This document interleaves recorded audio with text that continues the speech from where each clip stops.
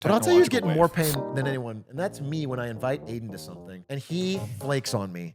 This is what I've been really staying up at night over. Atrioc, Unreal. Business Insider did a very can you interesting tell us straight and article. write fuck Aiden on that, please? Yeah, can you write fuck Aiden? Wait a second. Please write fuck Aiden. This thing on the rise of cancellation culture, which is basically they interviewed some people, they did some studies, and it looks into the idea that people now more than ever have been flaking. People have called that, self-care or whatever. This study goes into the idea that, hey, it's actually kind of negative long-term for your mental health, for our ability to form friendships, our loneliness. Like there's a loneliness epidemic. It shows average time spent alone is like, we had the COVID peak and then it dropped a little bit and it's going right back up. Like people are compared to the decade before COVID, astronomically lonely. More time at home, more time ordering in, more time. And I wanted to get a sense from a serial canceller like Aiden, like what, it's actually a joke. I actually want to get your thoughts because you are somebody who I think is the exact opposite of this. You like make a point to social events. I have a high sense of guilt about canceling, to be honest. Yeah. So I wanted to get your sense of whether you thought that was a benefit to you or why you do it. Because I think there's a lot of people who fall into this mindset that they talk about here, which is like, it can feel so scary or anxiety inducing, whatever, to just leave your house sometimes. It's so comfortable. We have built really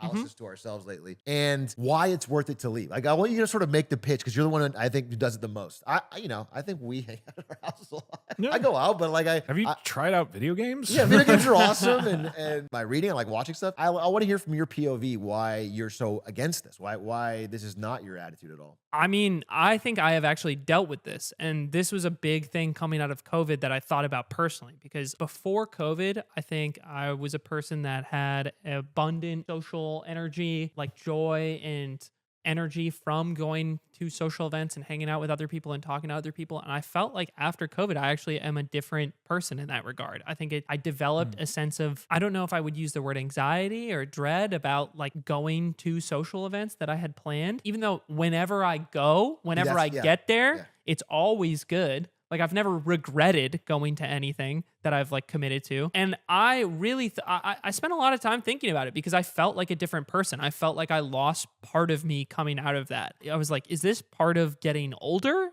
Or is this because I just effectively spent a year and a half at home?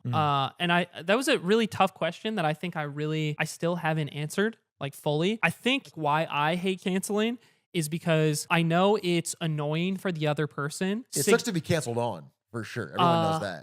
You know what's funny is like I don't mind that at all. Really? Yeah. But I find that's like pretty rare. It's like I know the other person, if I cancel, is like probably gonna give me shit or like they'll be sad. Or I think something that I think about a lot is I know that if I cancel on the same like group or person like a few times in a row, you'll stop getting invited to things. And I don't want to stop being invited. Being a friend and participating like that is saying yes and showing up, even when you have that feeling of like not wanting to go. And then, like I said, whenever you actually get there, it's great. There's been so few, maybe never. I agree with this. Once you get through the discomfort of like the plan and going, that's the main thing is like I think about how it would make the other person feel, and I also think about the social consequences of what saying no often means, and both of those things like hurt in the long run, right? They hurt your relationships with people. And that's funny that the article talks about that because that was a big underpinning. What is the like, or what are some of the theories about why? Because I'm curious why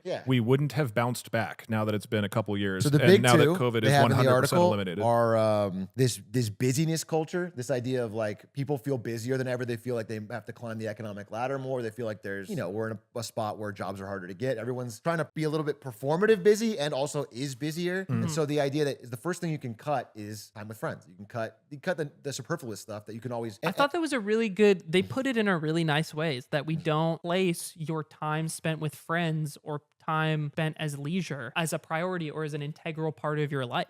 But it is like that is a meaningful part of your life. And in one way, it might be the most meaningful part. Yeah, It might be what it's all for. It also talks about that, right? The literal meaning of life coming from that. So there's that, and then there is more anxiety. So again, people just self-report dramatically more anxiety. Their friends since COVID, you're since saying, COVID. right? Okay. So people will report thinking their friends want to hang out with them less than they do. Like if you ask the friends, they would say 80 to 85% or whatever. The people would say 40 to 40. Like people are generally more in their own heads. They think they're less important to social events they go to. They think they don't need to be there. And they also think that, if you have a friendship with somebody, if I cancel on you, my general thought would be like, we're friends. It doesn't matter. And it probably doesn't. But what this article goes into is like, it sort of does. Like, it does add up over time. All these lost encounters are like deposits in a friendship bank that aren't earning interest. You're not paying into that bank. And over time, your savings at retirement are a lot. Yeah, and that's like a real compounds anxiety as well. Like socializing is how you get most opportunities. You know, it's how you, like, all the best things in life. It's not necessarily the party itself. It's the person you meet there that leads to the thing, you know? I'm really shocked by the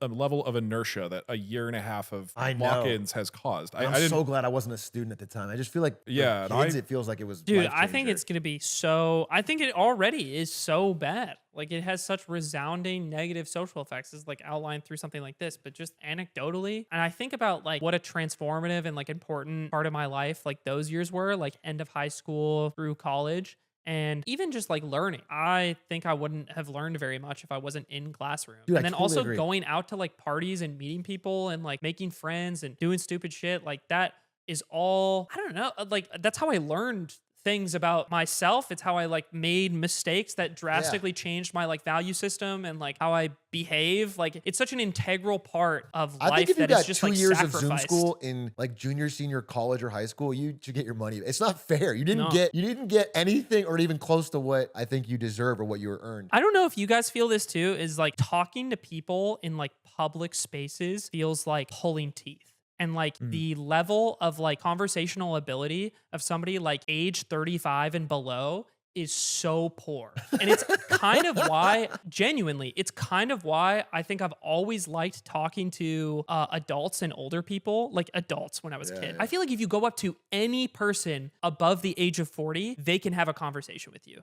And I think this is also like a cultural. This feels too general, but you've done it more than anyone. So I think this is also a cultural thing in that I wonder how COVID and things like this and people's anecdotal experiences play into this. But I found, like, compared to the US and also compared to Canada, going to like the UK and Australia, like the average young person there is like also better at having a conversation with you. Like, they feel more socially comfortable just like interacting with strangers, which is a little odd to me. Like, I wonder what it is about like the way people are growing up and like going through their lives now that makes like baseline socializing so difficult. It's got to do with practice, because everything is like, if they're not getting practice and they get more anxiety, and it's a snowball. Yeah, and it stacks. And like COVID, I feel like COVID like makes something like that so much worse. And it makes like the making plans and like showing up to them makes it feel like such an ordeal in a way that it wouldn't be normally. This thing talks about striking up conversations with strangers, and how it says, if you're thinking about, hey, I want to say something to that stranger, you get nervous and don't want to. They're gonna think I'm annoying. Yeah. But if someone does it to you, generally you're like, oh, this is kind of cool. Or like, it's like fun. Exactly. So it's a mismatch reward system. I did that at a coffee shop this week. You do it all the time. That's why I got this article. You actually do it too much. You are the annoying one. No.